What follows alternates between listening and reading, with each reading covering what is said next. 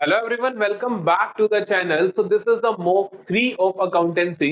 अभी तक दो मॉक्स मैं आपको अकाउंट से करवा चुका हूं, दो इको और दो बिजनेस के हमारे चैनल पे अपलोड हो चुके हैं। This is the mock number 3 of accountancy. ये मॉक पेपर हर तरीके के क्वेश्चन इंक्लूड करेगा। इसके अंदर आपको केस बेस्ड क्वेश्चंस भी देखने को मिलेंगे, इसके अंदर आपको असर्शन रीजनिंग के क्वेश्चंस भी देखने को मिलेंगे, मैच द फॉलोइंग के क्वेश्चंस भी देखने को मिलेंगे, फिल इन द ब्लैंक्स के क्वेश्चन भी देखने को मिलेंगे, स्टेटमेंट वाले क्वेश्चन भी देखने को मिलेंगे। मैंने आपको पहले से ही बोला था जो मॉक 3 आने वाला है वो बेस्ट मॉक होने वाला है। इसको बहुत बहुत बहुत अच्छे से कर लेना। मैंने बहुत मेहनत करके इस मॉक को बनाया है। इसके अंदर आपको हर तरीके के क्वेश्चन मिलेगा। हर तरीके के क्वेश्चन को किस तरीके से जल्दी से करना है वो भी मैं आपको यहाँ पे सिखाने वाला हूँ। दो इशू ऑफ शेयर्स के मैंने यहाँ पर केस बेस्ड क्वेश्चंस डाले हैं, वो भी हम करेंगे। तो जल्दी से शुरू करते हैं। आप लोग भी अपने नोटबुक पेन उठा लो और बिल्कुल साथ के साथ क्वेश्चंस अपने आप करने हैं, फिर मेरा आंसर देखना है, अदरवाइज उससे पहले आंसर नहीं देखना है। शुरू करें क्वेश्चन नंबर 1 से। शुरू करें क्वेश्चन नंबर 1 से।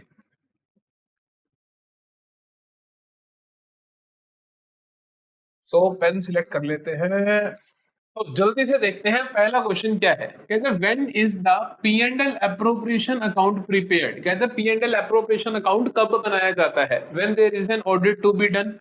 ऑडिट के टाइम समय तो सारे अकाउंट चाहिए। When there are certain adjustments relating to partnership. Better answer है कि जब कुछ एडजस्टमेंट्स करनी होती है पार्टनरशिप की, जैसे इंटरेस्ट ऑन कैपिटल प्रोवाइड करना हो, इंटरेस्ट ऑन ड्रॉइंग चार्ज करना हो, तब इट इज नेवर प्रिपेयर्ड। अरे ऐसा थोड़ी होता है। When the firm is dissolved, ऐसी बात नहीं, तब तो रियलाइजेशन बनता है। तो option number B is the correct option. अगला देखते हैं। Match the following. आपने क्या करना है, इनको मैच करना है। पहले क्वेश्चन रीड करते हैं स्टेटमेंट जल्दी से। कहते हैं A B and C are partners in a firm sharing profits and losses in the ratio of 3:1. They decided to share profits and losses in the ratio of 4:3:2 with effect from 1 April 2021. Workman compensation reserve on that date is 90,000। Workman compensation reserve कितना है, 90,000 का है। आपको पता है कि workman compensation reserve का क्या करना होता है, आपको जितना क्लेम हो उतना क्लेम में डाल दो, बाकी पुरानी रेशो में बांट दो। इतना हमें पता है। जल्दी से क्वेश्चन रीड करते हैं क्या क्या हमारे को यहाँ पे दिया गया है। There is no claim against workman compensation reserve. अगर कुछ भी नहीं है तो आप सारे का सारा पार्टनर से बांटोगे, 90,000 का 90,000 बांटोगे, पुरानी रेशो में बांटोगे। अब यहाँ पे आप देखो कि 90,000 बटा का हुआ, यहाँ 90,000 नहीं बटा, यहाँ नहीं बटा, यहाँ बटा हुआ है 90,000। तो ऑफकोर्स इसका ये आंसर होगा। रेशो चेक करने की जरूरत भी नहीं है। क्यों?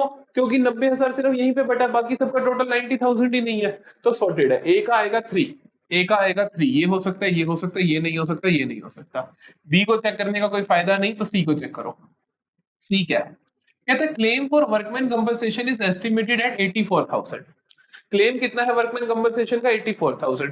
तुम्हारे पास रिजर्व है 90,000 का, तो 84,000 तो तुम ट्रांसफर करोगे वहां पर अपने क्लेम में, और 6,000 पार्टनर से बांट दोगे। 6,000 देखना पार्टनर से कहां बट रहे हैं, यहाँ नहीं बट रहे, यहाँ नहीं बट रहे, यहाँ बट रहे। तो सी का क्या आएगा, option number 4। This is my correct answer. समझ आए किस तरह? इसी तरीके से मैंने आपको पहले भी सिखाई कैसे मैच करने होते हैं। आगे देखो। The partner whose share has increased as a result of change is called। जिसका शेयर इंक्रीज हुआ उसे क्या कहते हो, गेनिंग पार्टनर बोलते हो। Yuvraj and Yogesh were partners in a firm sharing profits in the ratio of 2:1.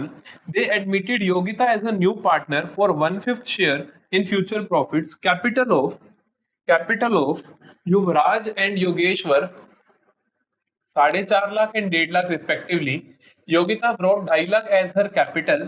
The value of goodwill of the firm on Yogita's admission was। Hidden goodwill का question है, क्योंकि उसने सारों की कैपिटल बता दी लेकिन उसने गुडविल के बारे में कुछ नहीं बोला। वो पूछ रहे value of goodwill of firm कितनी होगी योगिता के एडमिशन पे। हिडन गुडविल कैसे निकलती है? हिडन गुडविल निकालने के लिए हम कहते हैं योगिता जितने हिस्से के लिए आ रही है और जितनी कैपिटल लेकर आ रही है उस हिसाब से टोटल कैपिटल क्या होनी चाहिए, माइनस कर दो जो एक्चुअली में टोटल कैपिटल है पड़ी। तो योग्यता के हिसाब से देखें कितनी होनी चाहिए टोटल कैपिटल। 2.5 लाख लेकर आ रही है, 2.5 लाख लेकर आ रही है। कितनी हिस्सेदारी के लिए ला रही है, 1/5 के लिए। तो इसके हिसाब से 2,50,000 इंटू 5 दैट इज 12,50,000। तो 12,50,000 होनी चाहिए कैपिटल फर्म की, लेकिन एक्चुअली में कितनी है, 4.5 योगेश की, 1.5 इसकी, तो 4, 5, 6 लाख। 6 लाख और 2.5 इसकी, 8.5 लाख। तो एक्चुअली में कितनी है, 8.5 lakh. The difference is goodwill 4 lakh की। तो 4 लाख की गुडविल होगी, ऑप्शन नंबर डी। अगला देखें। Pankaj, Suraj and J Are partners sharing profits and losses in the ratio of 4:3:1? Suraj retires from the firm, selling his share of profit to Pankaj and Jay for 1.5 lakh. 80,000 Pankaj ने दिए, 70,000 जय ने दिए. इसका मतलब क्या होता है कि इनकी गेनिंग रेशियो होगी 8:7.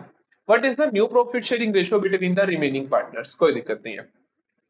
देखो, पंकज और सूरज और जय, रिटायर कौन हो रहा है बेटा? सूरज हो रहा है. तो सूरज का हिस्सा पंकज और जय किस रेशो में लेंगे? 80,000 इज टू 70,000, मतलब 8:7. तो पंकज का गेन कितना हुआ? पंकज का गेन हुआ मेरे पास 8:7, तो 8/15. और सूरज का शेयर कितना है? 4 3 7 और 1 8, तो 3/8. तो ये आया मेरे पास 8 × 3 24, 15 × 8 आ गया मेरे पास 120. ठीक है, अभी मैं कैंसिलेशन नहीं कर रहा पहले, क्योंकि हो सकता है उनका गेन किसी और हिसाब से हो. अब दूसरा जो है जय का गेन देखते हैं. तो जय का गेन आएगा मेरे पास 7/15 ऑफ 3/8. तो ये आ गया 21/120. इतना इसने गेन किया, इतना इसने गेन किया. ठीक है, हम 3 पे कैंसिल कर लेते हैं. तो ये आया 3 4 जा और 3 8 जा, ये भी 3 पे कैंसिल हो रहा है ताकि एलसीएम सेम रहे, मेरे को एलसीएम की दिक्कत ना हो. ठीक है, पुराने में ऐड कर दूं तो न्यू आ जाएगा. तो पुराना कितना है पंकज का? सिर्फ एक का देख लो, पंकज का पुराना कितना है आपका? 4/8 में ऐड कर दो 8/40. तो इसको 40 करोगे तो 8 × 5 40, 5 × 4 20, 20 + 8/40, तो इसका आ जाएगा 28/40. अगर पंकज का 28/40 है तो जय का ऑटोमेटिकली कितना होगा? 12/40 होगा. कैलकुलेशन करने की कोई जरूरत नहीं है, बाकी सारा उसी का तो होगा. 40 में से 28 गए 12. तो इनकी न्यू रेशो कितनी हुई? 28:12. 28:12, तो ये आ गया हमारे पास 4 × 3 4 × 7 7:3. 7:3, that is option number A.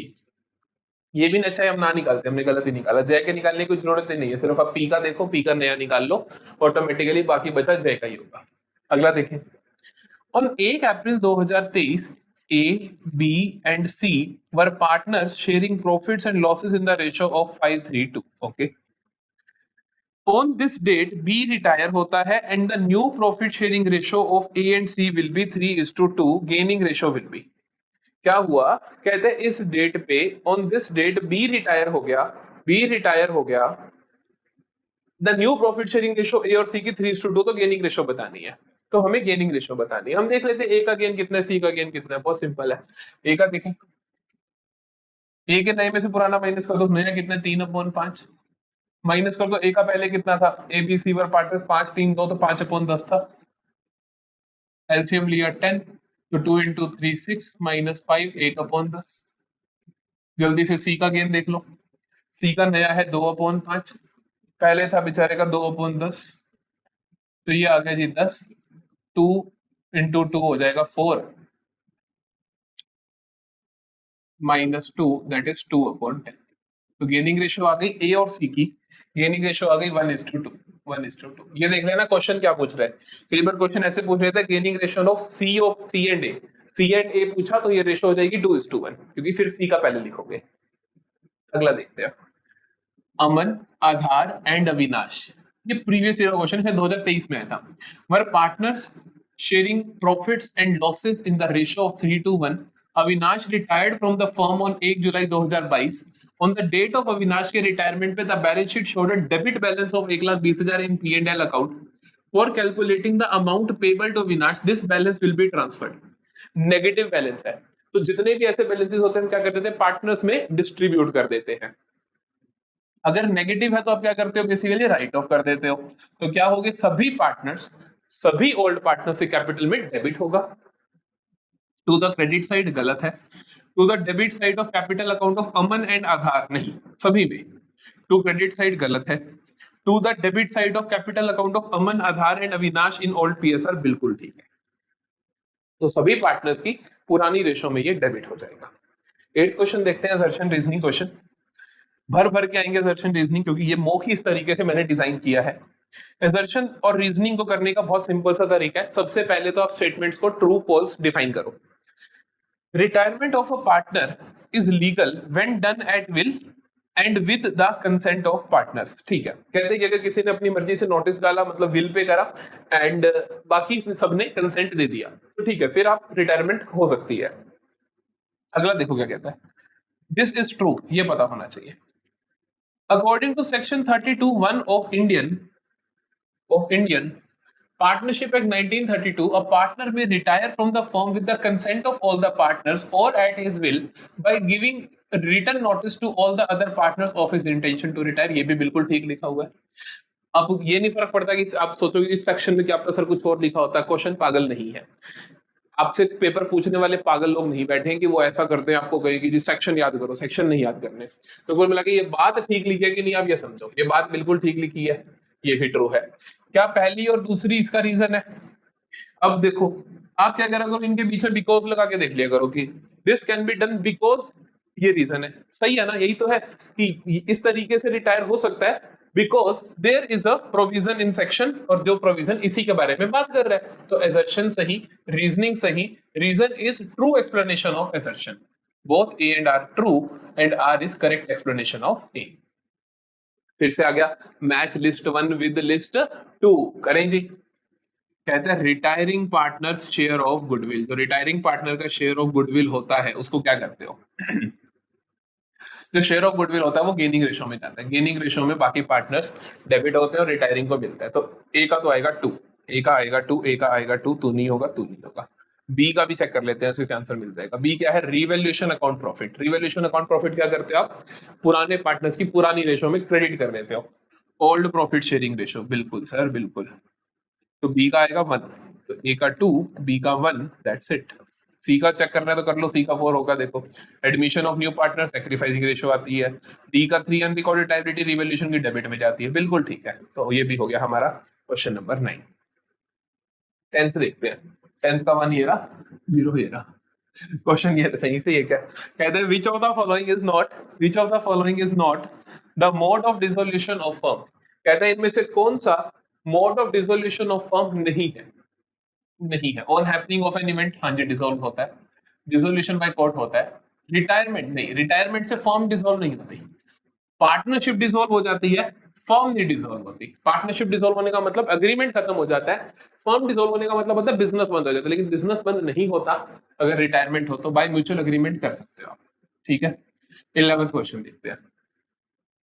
On dissolution of a firm, dissolution के वक्त a partner's capital account has a credit balance of 42,000। Okay, dissolution के टाइम एक पार्टनर के कैपिटल अकाउंट का क्रेडिट बैलेंस था 42,000।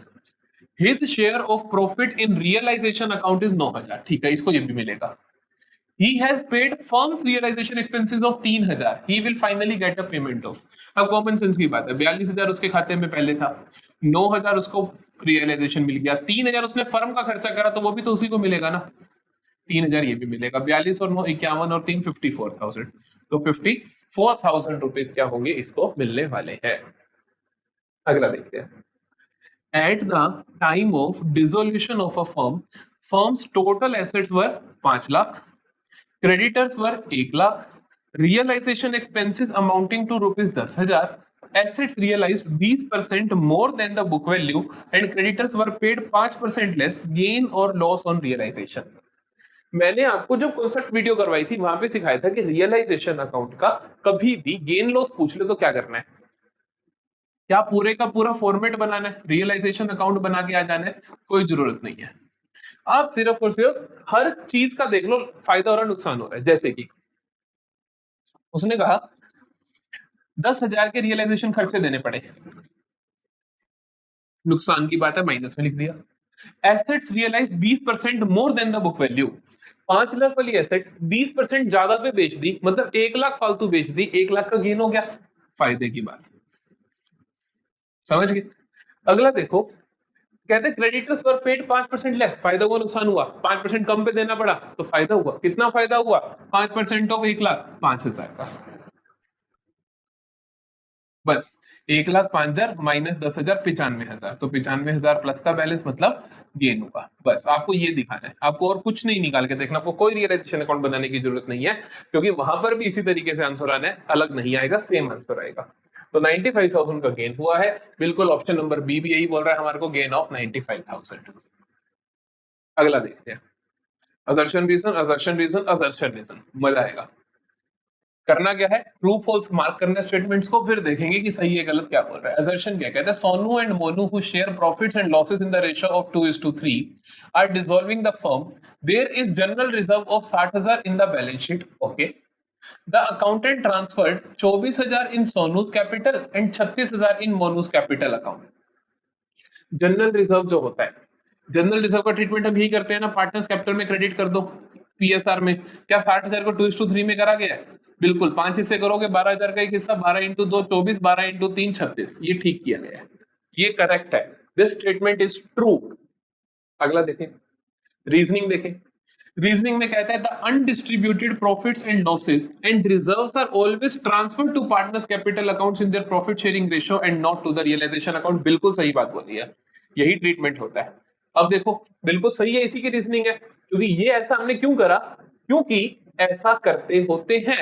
हमने इस पर्टिकुलर 60,000 का ये ट्रीटमेंट इसलिए करा क्योंकि हम ऐसा करते होते हैं। So both A and R are true and R is the correct explanation of A.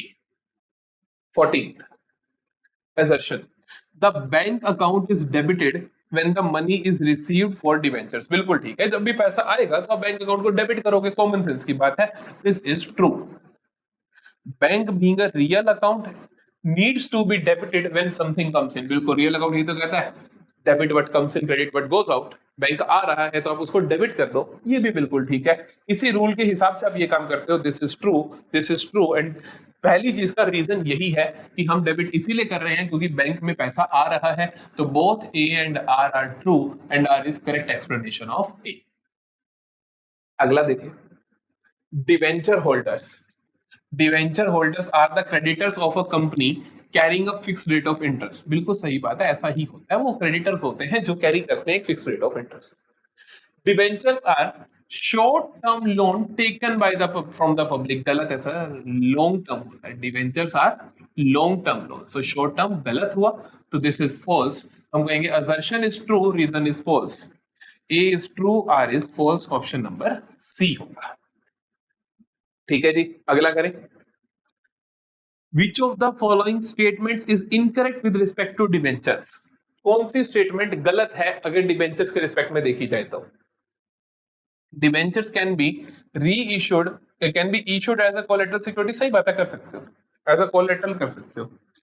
Debentures can not be issued at discount, false, कर सकते हैं भाई। This is incorrect. इसने कहा कि ऐसा नहीं कर सकते क्या, हम डिस्काउंट पे इशू नहीं कर सकते। अरे कर सकते हैं, आप गलत बोल रहे हो। Debentures can be issued at premium, ठीक बोल रहे हो। Debentures can be issued for cash, ठीक बोल रहे हो। लेकिन आपने बी बात जो बोली है वो बिल्कुल गलत बोली है कि debentures can not be issued at discount, लेकिन हम इनको तो डिस्काउंट पे इशू कर सकते हैं। Which of the following statements is are true in case of debentures? कौन सी स्टेटमेंट सही है, कौन सी स्टेटमेंट गलत है? देखो, कह रहा था debenture holder is entitled to a fix rate of interest. बिल्कुल ठीक बात है। Debenture holder is entitled to fix rate of dividend, गलत है भाई, उनको कोई डिविडेंड नहीं मिलता, उनको ब्याज मिलता है। Debenture holder is entitled to voting rights, बिल्कुल गलत है, किसी भी डिवेंचर होल्डर को आप वोटिंग राइट नहीं देते हो। Interest on debentures is a charge against profit, बिल्कुल सही बात है, आपको इंटरेस्ट ऑन डिवेंचर्स पे करना ही पड़ेगा, चाहे प्रॉफिट हो रहा है चाहे लॉस हो रहा है। This is a charge against profit, सही बात है। Interest on debentures is an appropriation of profit, गलत बात है, एप्रोप्रिएशन नहीं होती सर। एप्रोप्रिएशन का मतलब होता है कि अगर प्रॉफिट होगा तभी पे करोगे, लेकिन ये आपको पे करने ही पड़ेंगे चाहे प्रॉफिट है चाहे लॉस है। तो पहली बात बिल्कुल ठीक है सर, और चौथी बात बिल्कुल ठीक है। 1 and 5 नहीं, 1 and 4 बिल्कुल सही है सर, सिर्फ 4 गलत, सिर्फ 1 गलत। ठीक है, आगे देखते हैं। ली limited issued 5200 10% debentures of 100 each payable as 40 on application, 60 on allotment. Applications were received for 6000 debentures. Okay, case को थोड़ा ध्यान से देख लेते हैं। कहा उसने कि 6000 डिवेंचर्स की एप्लीकेशन आई, हमने इशू करने हैं 5200 को, हमने इशू करने हैं 5200 को। एक काम करते हैं, यहां लिखते हैं 5200 को हमने इशू करने हैं।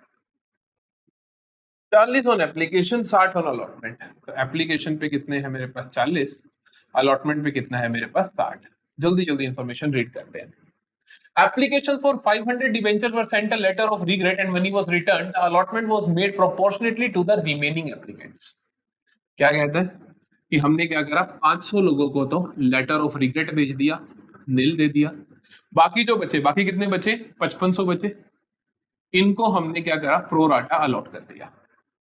आगे देखो क्या कहता है, over subscription was applied to the amount due on allotment, all the money was duly received, calculate amount to be return to the applicants. कहता है पैसा वापस कितना करोगे। जनरली क्वेश्चन होता है कि अलॉटमेंट का यूज कितना हुआ, क्वेश्चन ने पूछा है आप वापस कितना करोगे।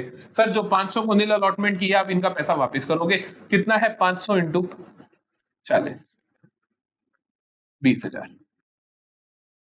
इनका जो फालतू पैसा आया है अगर वो यूज लायक नहीं है तब भी वापस करते हैं, लेकिन ये 300 शेयर डिबेंचर से फालतू पैसा आया है वो इनके अलॉटमेंट के टाइम यूज हो जाएगा, तो बेसिकली 20,000 रुपए ही फालतू है, 20,000 रुपए वापस कर दो, ऑप्शन नंबर सी वापस कर दो। ठीक है, अगला देखते हैं। Which of the following elements is ignored while preparing financial statements? आप किसको इग्नोर कर देते हो?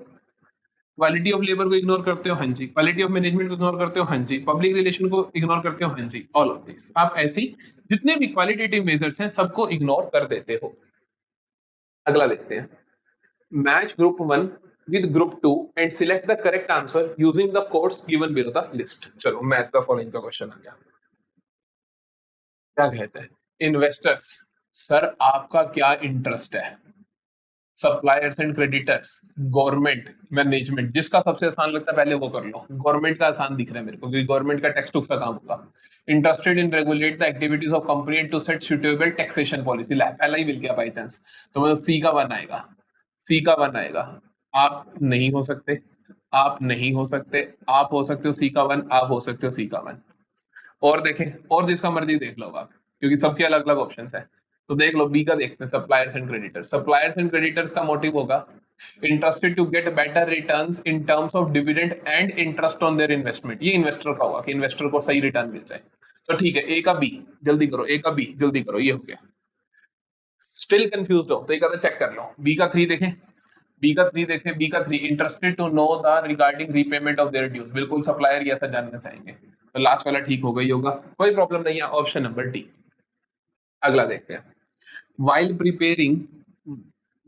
preparing common size income statement, each item of income statement is expressed as percentage of, किसका परसेंटेज में आप करते हो, कॉमन साइज में आप क्या करते हो, 100 बेस मान लेते हो रेवेन्यू फ्रॉम ऑपरेशंस को इनकम स्टेटमेंट के अंदर, तो आरएफओ आ जाएगा। Under dash expenses are expressed as percentage of RFO, कहते हैं किसके अंदर, खर्चों को आप एक्सप्रेस करते हो as a percentage of RFO. Same बात बोल दी ऊपर नीचे, वहां पे था कि कॉमन साइज में परसेंटेज करते हो, किसका परसेंटेज होता है, वो आरएफओ का होता है। अब कहता है आरएफओ का परसेंटेज खर्चों को लिखते हैं, किसके अंदर लिखते हैं, कॉमन साइज स्टेटमेंट्स में लिखते हैं, तो कॉमन साइज स्टेटमेंट में हम ऐसा करने वाले हैं। आगे चले, कितने 22 क्वेश्चन हो गए, टाइम कितना लगा दिया आपने, 23 मिनट, ठीक है, बढ़िया चलिए इस पे। Which of the following transactions will result into flow of cash? कहते हैं कौन सी ट्रांजेक्शन रिजल्ट होगी इन फ्लो ऑफ कैश में। कैश विड्रॉन फ्रॉम बैंक, कोई फ्लो नहीं है सर, क्योंकि ये तो एक दूसरे की उसमें बदल गए कि ये this is a cash and cash equivalent की फॉर्म बदल गई। इशू 20,000 डिवेंचर्स टू वेंडर, इसमें तो कैश आया गया ही नहीं हुआ। रिसीव्ड 19,000 फ्रॉम डेटर्स, इसके अंदर हो गया फ्लो, इसके अंदर फ्लो हो गया, क्यों, क्योंकि डेटर्स कैश इक्विवेलेंट का पार्ट नहीं होते हैं, इसके अंदर फ्लो हो गया। Deposited cheques of 10,000 into bank, नहीं इसमें कोई फ्लॉ नहीं हुआ, तो this is option number 3 only, option number 3 only, that's is option number 3। अगला देखिए, loose tools, stores, spares are part of inventory current asset. मैंने आपको पहले भी बोला था कि अगर इन्वेंट्री और करंट एसेट दोनों आ जाए तब भी आप इन्वेंट्री करोगे, क्योंकि ये मेजरली इन्वेंट्री का पार्ट होते हैं और इन्वेंट्री फिर करंट एसेट का पार्ट होती है, तो ऑप्शन नंबर ए आएगा, ध्यान रखना है इस बात का। आगे चलते हैं, assertion reasoning ध्यान से पढ़ते हैं। Buyback of equity shares comes under financing activity, बिल्कुल ठीक बात है, याद करो फाइनेंसिंग एक्टिविटी के अंदर शेयर्स को खरीदना वापस, डिबेंचर्स को रीपेमेंट करना, या फिर जो बैंक ओडी है या उनको रीपेमेंट करना, ये सब फाइनेंसिंग एक्टिविटी होते हैं। Financing activity are the activities which result in change in size, composition of owners capital and borrow of the enterprise, बिल्कुल ठीक, यही कह रहे हैं कि जो आप बोरोइंग कर रखे हैं उसकी बारे में बताता है, और जो ओनर की कैपिटल का स्ट्रक्चर है जैसे इक्विटी शेयर डिवेंचर्स उनका स्ट्रक्चर बताता है। ये भी ठीक है, ये भी ठीक है। This is the correct reason. क्यों? क्योंकि बायबैक आप इसीलिए लिखते हो क्योंकि फाइनेंसिंग एक्टिविटी में ऐसी ऐसी चीजें आती हैं। तो both A and R true and R is the correct explanation of A. Option number A आएगा। अगला देखते हैं। Interest on long term borrowings is and dash relating to financial activities and shown as dash. Interest on long term borrowings क्या है? खर्चा है, income है, outflow है, एक्सपेंस है। सर खर्चा है, खर्चा है ना, क्योंकि इंटरेस्ट दोगे तो आप खर्चा है। ये हो सकता है, ये हो सकता है। फिर क्या कहता है? Relating to financing activity and shown as dash. Cash आ रहा है या जा रहा है? आउटफ्लो ऑफ कैश, तो ऑप्शन नंबर ए। अगला देखते हैं। Which of the following statements are false? कौन कौन सी स्टेटमेंट गलत है? Cash flow statement is helpful in formation of policies, हाँ ठीक है, हेल्प करती है। Cash flow statement is useful for external analysis, ठीक है, एक्सटर्नल एनालिसिस के एनालिसिस जो लोग करते हैं उनके पास कंपनी की जो इशूड डॉक्यूमेंट्स होते हैं वही होते हैं, तो कैश फ्लो स्टेटमेंट कंपनी को देना पड़ता है अपना। Cash flow statement is helpful in estimating future cash flow, ये भी ट्रू है, सब कुछ सही है, तो तीनों सही है, तो कोई गलत कोई भी नहीं है, none of this, very good, none of this. ये मार्क करने के लिए हिम्मत चाहिए, क्योंकि बंदे को लगता है कुछ तो गलत होना ही चाहिए, तो हिम्मत चाहिए ऐसे क्वेश्चंस को। ऐसे क्वेश्चंस बहुत आसान क्वेश्चन है, लेकिन जब वो एग्जाम का प्रेशर होता है तो ऐसे क्वेश्चन हमारे को तंग करते हैं, इसीलिए मैं आपको प्रैक्टिस करवा रहा हूँ। अगला देखें। Verma brothers earn a profit of ₹90,000 with a capital of ₹4 lakh. Okay. The normal rate of return in the business is 15%. Use capitalization of super profit method to value the goodwill. तो capitalisation of super profit method कैसे निकालता है goodwill? Super profit into 100 upon NRR. देखिए super profit है कितना? Verma brothers कमा रहे हैं जी 90,000 with a capital of 4 lakh, normal rate of return 15%। तो देखो एवरेज प्रॉफिट है सर जी का 90,000। नॉर्मल प्रॉफिट कितना है बेटा? नॉर्मल प्रॉफिट निकलता है सर जो एनआरआर है इनटू कर दो आपके पास जो कैपिटल एम्प्लॉयड है, तो 15% ऑफ 4 लाख हो जाएगा 60,000। सुपर प्रॉफिट क्या होता है sir?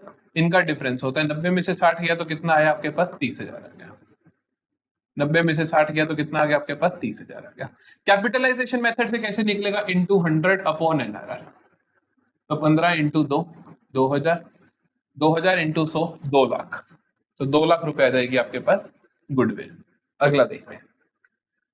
Capitalisation method for goodwill is used when, ये हमारा सीबीएसई भी बहुत बार पूछता है एमसीक्यू। कहते हैं कैपिटलाइजेशन मेथड गुडविल का आप कब यूज करते हो? हम तब यूज करते हैं जब number of purchase years are not given. When number of purchase years are not given, क्योंकि नंबर ऑफ परचेज ईयर नहीं पता होता है, इसीलिए हमारे को इसकी हेल्प लेनी पड़ती है, क्योंकि इस मेथड के अंदर नंबर ऑफ परचेज ईयर का हम यूज ही नहीं करते। ठीक है जी। Operating ratio will be, operating ratio क्या होती है? ऑपरेटिंग रेशो कैसे निकलती है? ये निकलती है हमारी कॉग्स, खर्चा जितने भी आपके खर्चे हैं, plus operating expense less operating income upon RFO. ठीक है, तो देखें क्या आ रहा है। तो ऑपरेटिंग रेशो ये है कॉग्स माइनस ऑपरेटिंग खर्चा, भैया गलत है, जोड़ना है, ये भी गलत है। प्लस ऑपरेटिंग खर्चा माइनस ऑपरेटिंग इनकम, बिल्कुल ठीक है सर, बिल्कुल ठीक है। इसके अंदर ऑपरेटिंग इनकम भी जोड़ दिया, गलत। खर्चा नेट खर्चा निकालने के लिए इनकम माइनस करनी पड़ेगी आपको, तो ऑप्शन नंबर 3 आ जाएगा। Option number 3 is in option number D, तो option number D is my correct answer. अगला देखें, अगला देखें। कहता है opening inventory of 50,000, closing inventory of 40,000 and cost of RFO is 7,20,000, what will be the inventory turnover ratio? वाह, आसान question पूछ लिया। इन्वेंट्री टर्नओवर रेशियो का फॉर्मूला क्या है sir? COGS upon average inventory. COGS कितना दे रखा है आपको? 7,20,000 कॉग्स दे रखा है, कॉग्स 7,20,000 अपॉन एवरेज इन्वेंट्री 50 + 40 का बीच का 45,000, तो 7,20,000 अपॉन 45। ठीक है, देख लेते हैं 9 की टेबल में। 9 5 45, 9 8 1 2 3 4, 5 में कैंसिल करें, 5 1 5 3 5 6 तो भाई भाई भाई क्या है, एवरेज इन्वेंट्री हजारों में है ना, अच्छा सारे कैंसिल हो जाएंगे, 16 टाइम आ जाएगा भाई। मैं सोचो ये क्या हजारों में कैसे आ रहा है, तो ये नीचे एवरेज इन्वेंट्री 45,000 है, ये 3 जीरो आएंगी तो ये कैंसिल हो जाएंगी। ठीक है, तो आंसर आ जाएगा मेरे पास 16 टाइम्स इज माई आंसर। अगला देखो फिर से assertion reason, goods sold for cash at cost price, goods बेचे तुमने कैश पे at cost price will not increase the GP ratio. बड़ा अच्छा क्वेश्चन है, बहुत ध्यान से समझना, बहुत लॉजिकल क्वेश्चन है। Goods sold for cash at cost price will not increase the gross profit ratio, ये ट्रू है या फॉल्स है? ये ट्रू है, ये ट्रू है। एक्चुअली में ये रिड्यूस कर रहा होगा, क्यों? क्योंकि देखो जीपी रेशियो का मतलब होता है कि कितने वाली चीज कितने बेची। मान लो मैं कहता हूं मेरा जीपी 10% है, तो इसका मतलब मैं 100 वाली चीज को 110 में बेचता हूं, समझ गए? अगर मैं कोई भी और चीज, मान लो मैंने पहली चीज 100 वाली 110 में बेची, अब किसने क्या कहा, goods sold for cash at cost price, अगली चीज मैंने 100 वाली 100 में बेच दी, तो ओवरऑल जीपी मेरा रिड्यूस हो जाएगा। तो यहाँ पर जीपी विल नॉट इंक्रीज, बिल्कुल ठीक है, बिल्कुल ठीक है, दिस इज ट्रू, बहुत अच्छा लिखा हुआ है। अगला कहता है revenue from operation will increase, कहता है आरएफओ बढ़ेगा, कोई बड़ी बात नहीं, but closing inventory will decrease with the same amount. इसका मतलब देखो, देखो जीपी रेशियो का फॉर्मूला होता है जीपी अपॉन आरएफओ इंटू 100, है ना। 100 का फिलहाल मेरे को कोई लेना देना नहीं है, मेरे को इन दोनों से पता चल जाएगा रेशियो बढ़नी है कम होनी है। कहता सही बात है आरएफओ बढ़ेगा, सही बात है आरएफओ बढ़ेगा, जीपी पे क्या इंपैक्ट होगा वो देखते हैं। तो जीपी यहाँ पे, जीपी पे एक्चुअली में नो इंपैक्ट, क्या आएगा? No impact. क्यों भला नो इंपैक्ट क्यों आएगा भला? क्योंकि जीपी में तो कुछ चेंज ही नहीं आया। जीपी जो आपकी ग्रोस प्रॉफिट है, ग्रोस प्रॉफिट आपका क्या हुआ? ग्रोस प्रॉफिट निकालते हो आप आरएफओ माइनस कोक्स, आरएफओ बढ़ गया, लेकिन कोक्स जो आपका होगा वो भी इंक्रीज हो जाएगा। कैसे हो जाएगा? कोक्स बना होता है आपका opening inventory plus purchases minus closing, तो क्लोजिंग अब आपकी कम होगी ना, क्योंकि क्लोजिंग क्या होगी आपकी? Closing inventory will decrease. तो क्लोजिंग इन्वेंट्री जो आपकी थी वो जितनी थी उससे कम हो गई, पहले 50,000 की पड़ी थी वो 40 की ही पड़ी है, वो रिड्यूस होगी तो कोक्स बढ़ जाएगा, कोक्स बढ़ जाएगा जिसकी वजह से कोक्स बढ़ जाएगा, कोक्स बढ़ा, आरएफओ माइनस कोक्स, आरएफओ भी बढ़ गया, कोक्स भी बढ़ गया, तो जो डिफरेंस है वो जीपी उतना ही रह जाएगा, जीपी में कोई चेंज नहीं आएगा। तो इसी वजह से जीपी रेशियो बेसिकली रिड्यूस होगी। अगर इतना नहीं भी आता समझ, तो ध्यान रख लो कि जब आरएफओ, जब भी क्या कहते हैं कि जब गुड्स बेचे जाते हैं कॉस्ट पे, तो उस वजह से जीपी पे कोई इंपैक्ट नहीं पड़ेगा, आरएफओ अलग इंक्रीज हो जाएगा, नीचे वाली चीज इंक्रीज हो गई, ऊपर एज इट इज है तो रेशियो क्या हो जाएगी? डिक्रीज हो जाएगी। और इसका लॉजिक यही होता है कि क्लोजिंग इन्वेंट्री विल डिक्रीज, जिसकी वजह से COGS will increase, COGS will increase, then RFO minus COGS will remain same, मतलब जीपी विल रिमेन सेम। तो both assertion and reason are true and R is the correct explanation of A. ये था थोड़ा difficult level का बढ़िया question. Match the following, कहता है selling expenses plus admin expenses, these are operating expenses, कोई दिक्कत नहीं। GP minus operating expenses, gross profit में से ये हटा दोगे अगर, तो क्या आ जाएगा? ऑपरेटिंग प्रॉफिट आ जाएगा। तो ए का 2 बी का 1, बस दो ही बोलते हैं, ए का 2 बी का 1, इसी में ही है ना, और किसी में तो नहीं है, और किसी में नहीं है, शुक्र है बच गए। ठीक है, तो दिस इज माय आंसर। अगला देखें, financial analysis becomes significant because, कहते हैं फाइनेंशियल एनालिसिस इंपॉर्टेंट बन जाता है, क्यों? क्योंकि it ignores price level change, अरे ये तो लिमिटेशन है, इस वजह से तो एक खराब है ये। Is affected by personal biasness, ये भी लिमिटेशन है। Measures the efficiency of business, ये फायदे की बात है, ये इसका हम कहेंगे this is the good feature, this is the good feature, advantage है ये। लैक्स क्वालिटेटिव एनालिसिस, ये भी लिमिटेशन है, सवाल ना पढ़ते तो भी ऑड वन आउट कर देते, ये बुराई, ये बुराई, ये बुराई, ये अच्छाई, दिस इज द आंसर। समझ गए? चलो अब शुरू करें केस बेस्ड क्वेश्चन। अब देखो हमने 34 क्वेश्चंस कर लिए, बच्चे आपके पास 16 क्वेश्चन, 16 के 16 केस बेस्ड क्वेश्चन है। 4 केसेस आएंगे, 3-3 के 2 केसेस और 5-5 के 2 केसेस। बहुत ध्यान से करेंगे, बहुत अच्छे से करेंगे, कोई बात नहीं है, थोड़ा ज्यादा टाइम लग जाए तो भी कोई दिक्कत नहीं है। देखो, read the text carefully and answer the questions. Ankit and Vinod are partners. Their capitals as on 1 April 2020 are 1 lakh and 2 lakh. Profits for the year 2020-21 were 90,000. Okay. As per the agreement, interest on capitals were 10,000 and 20,000 respectively, and interest on drawings was 6,000 and 10,000. Okay. Ankit's salary was 2,000 per month and Vinod's salary was 5,000. सिर्फ information दी, अभी तक काम नहीं बोल रहा। The accountant, however, committed the mistake and credited the profit in capital ratio without interest on capitals, drawings and salary. Basically, omission हो गया. This is basically past adjustment का क्वेश्चन।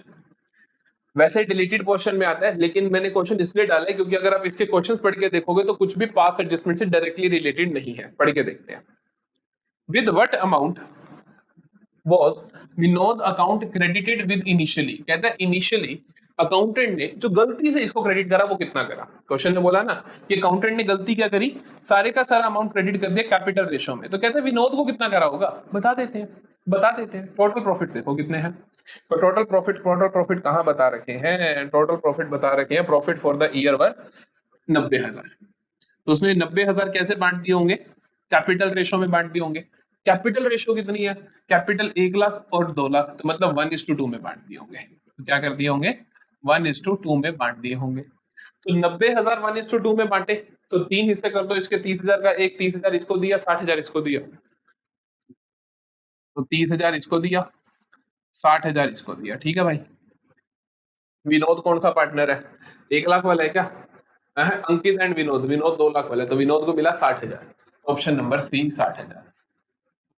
अगला देखें, What was the total salary required to be credited? कहता कितनी total salary देनी थी। Past adjustment नहीं पूछा, देखो उसने क्वेश्चन को कैसे घुमा रहा है वो। कहता टोटल सैलरी कितनी देनी थी, बच्चों वाला सवाल। कहता अंकित को देनी थी सैलरी 2,000 पर मंथ, तो मतलब 12 × 2 24,000। विनोद को देनी थी 5,000, तो 24 + 5 29। इसको पर मंथ नहीं लिखा हुआ, गलती मत करना। इसको 5,000 देनी थी, इसको 2,000 पर मंथ देनी थी, तो 12 × 2 24 + 5 29,000। ऑप्शन नंबर ए।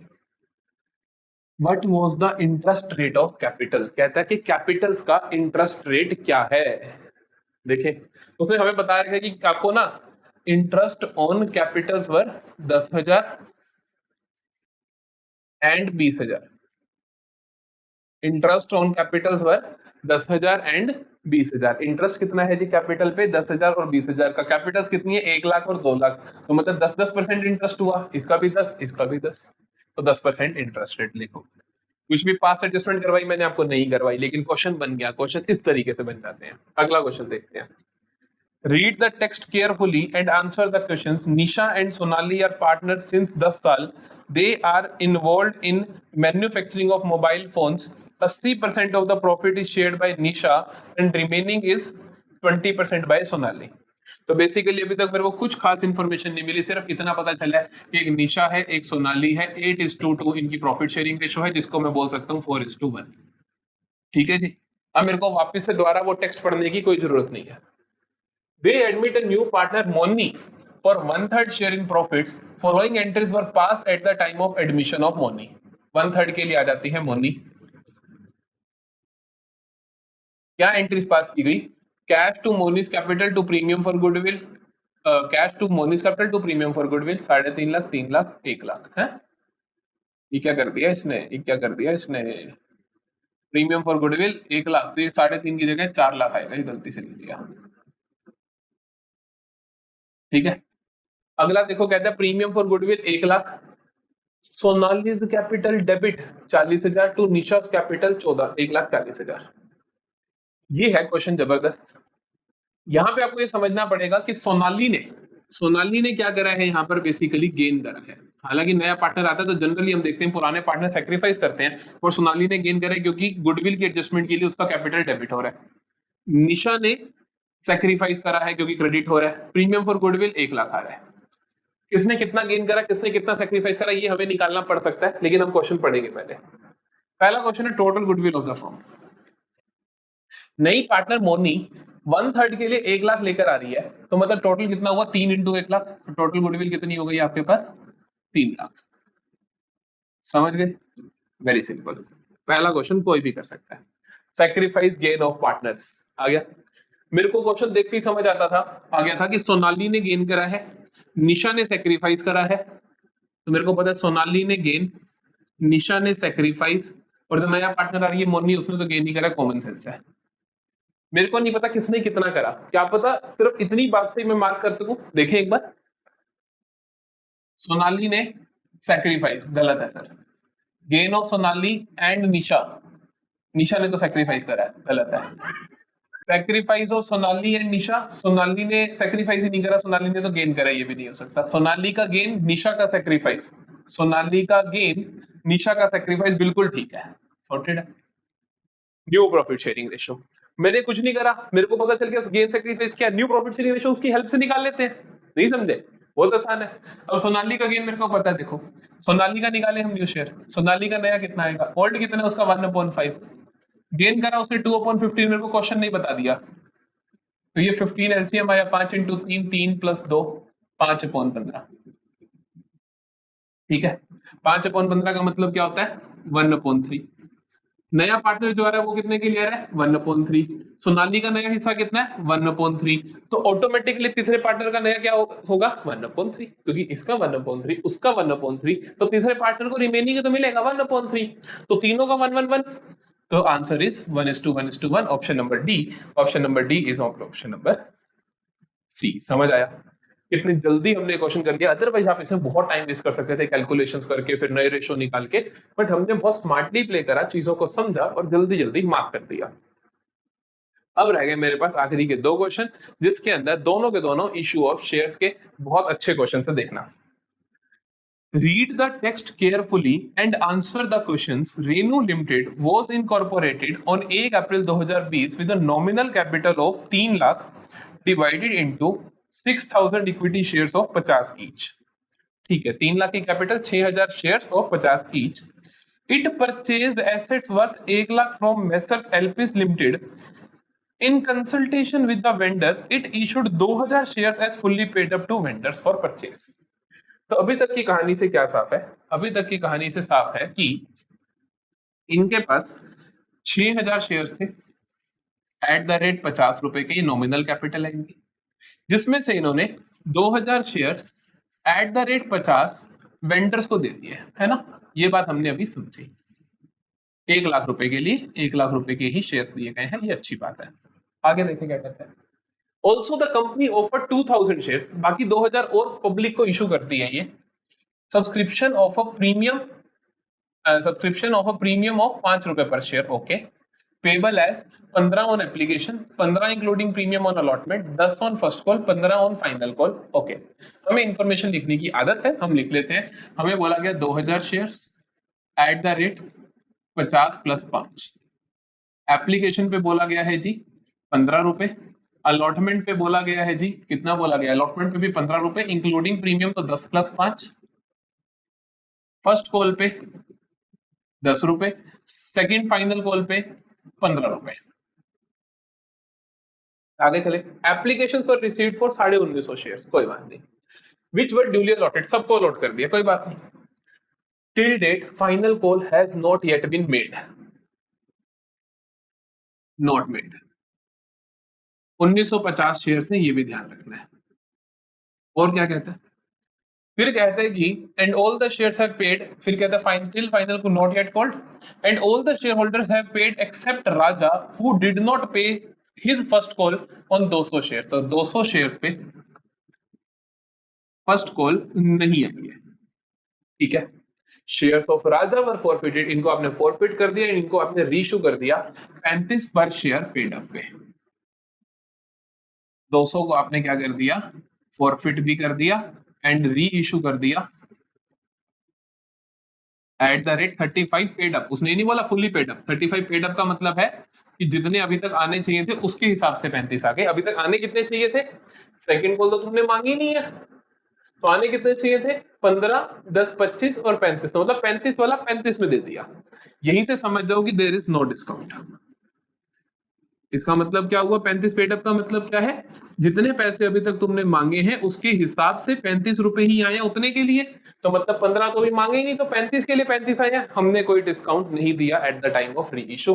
ये सारी कहानी हमें समझ आ गई, और आपको क्वेश्चन पढ़ते ये सारे का सारा क्रक्स अपने पास लिख लेना है, ये बहुत जरूरी है, वरना बार बार क्वेश्चन पे जाओगे और बार बार परेशान होते चले जाओगे। करके देखें, What amount of shares have been issued to vendors for building or machinery? जो वेंडर्स को हमने दिया, कितना दिया, 2,000 शेयर्स दिए, 50 का 1 लाख रुपए के दिए, बात ही खत्म, ये ठीक हो गया। अगला चले, on forfeiture the amount debited to share capital account will be, कहता है कि फॉर फीचर के टाइम शेयर कैपिटल में क्या डेबिट करोगे। जब हम फॉर फीचर की एंट्री करते हैं, हम एंट्री करते हैं share capital account debit with the amount of capital called up. Capital का जो आपने हिस्सा मांग रखा है, कितने शेयर को फॉरफिट कर रहे हो, 200 को कर रहे हो। 200 शेयर से आप कैपिटल का कितना हिस्सा मांग चुके हो, 15 1 10 1 10 1 कैपिटल का हिस्सा। टोटल नहीं देखोगे, ये प्रीमियम नहीं देखोगे, ध्यान रखना 5 रुपए। 10 15 25 और 10 35, 35 रुपए मांग चुके हो, तो इसको आप डेबिट करोगे। 200 इंटू 35 होता है जी 7000। कितना होता है, 7000। तो सेकंड का आ जाएगा ऑप्शन नंबर ए। आगे देखते हैं। On forfeiture profit on reissue is transfer to. कहते हैं जब प्रॉफिट फॉर फीचर, क्या कहते हैं, on forfeiture profit on reissue. कहते हैं जब री इशू करते हो तो उसके बाद जो प्रॉफिट बच जाता है फॉर फीचर अकाउंट में, वो कहां जाता है, वो कैपिटल रिजर्व में जाता है, ये हमें पता है। Amount transfer to capital reserve होगा कितना, कितना होगा। पहले हम देखते हैं 200 शेयर होल्डर से हमें बचत कितनी हुई, डिस्काउंट तो कोई दिया नहीं, तो जितनी बचत हुई होगी सारा कैपिटल रिजर्व में चला गया होगा। मेरे को बचत कितनी हुई, ये 200 शेयर्स को हमने फॉरफिट क्यों किया, क्योंकि फर्स्ट कॉल नहीं आई थी, तो मतलब बाकी सब आ गया, एप्लीकेशन आ गई, अलॉटमेंट आ गई। देखो शेयर कैपिटल का कितना हिस्सा आया, 15 यहाँ आया, 10 यहाँ आया, 25 रुपए आ चुके हैं। तो कैपिटल रिजर्व में कितना जाएगा, 200 इंटू 25, 5000 मेरा शेयर फॉर फ्यूचर अकाउंट में आया। माइनस कर देते हो आप जो डिस्काउंट दिया री इशू के वक्त, मैंने वो तो दिया ही नहीं, वो तो दिया ही नहीं, तो मेरे पास सारे का सारा कहां चला जाएगा, कैपिटल रिजर्व में चला जाएगा। Option number B. Last question, amount debited to share forfeiture account on reissue nil. क्योंकि कुछ डिस्काउंट ही नहीं दिया, कुछ डिस्काउंट देते तो री इशू के टाइम हम शेयर फॉर फ्यूचर को डेबिट करते। समझ आए क्या, मेरे को एक बार भी क्वेश्चन दोबारा पढ़ना पड़ा नहीं, क्योंकि मैंने सारे के सारे क्रक्स एक बार में लिख लिए, सो दैट कुछ भी बोलेगा मैं कैलकुलेट करके आंसर दे दूंगा। तो ठीक है जी, अभी एक और रहता है, हाँ ठीक है, दो रहते थे ना, दो केस थे, ये समझ आ गया, कोई प्रॉब्लम। अगला चलते हैं। ये केस बहुत अच्छा है, जो नेक्स्ट केस है बहुत अच्छा है, ये आपको बैलेंस शीट प्रेजेंटेशन एक तरीके से अच्छे से सिखा देगा। क्या कहता है, ऐसा ऐसा केस याद करो, याद करो, सीबीएसई बोर्ड में आया था। तो 38 से 42 are based on the given text, read the text carefully and answer the question. Following information is provided by Elpis limited on 31 March 2021। Equity and liability, share holders fund, share capital नहीं बताया। Authorised capital कहता है dash shares of 10 each, total 30 lakh, 10 का एक तो मतलब 3 lakh shares, समझ गए। Issued capital is 80% of authorised shares, तो 3 लाख का 80% हो गया 2,40,000, तो 2,40,000 हम यहीं पे भर देते हैं। ऑफ 10 ईच का मतलब 24 लाख।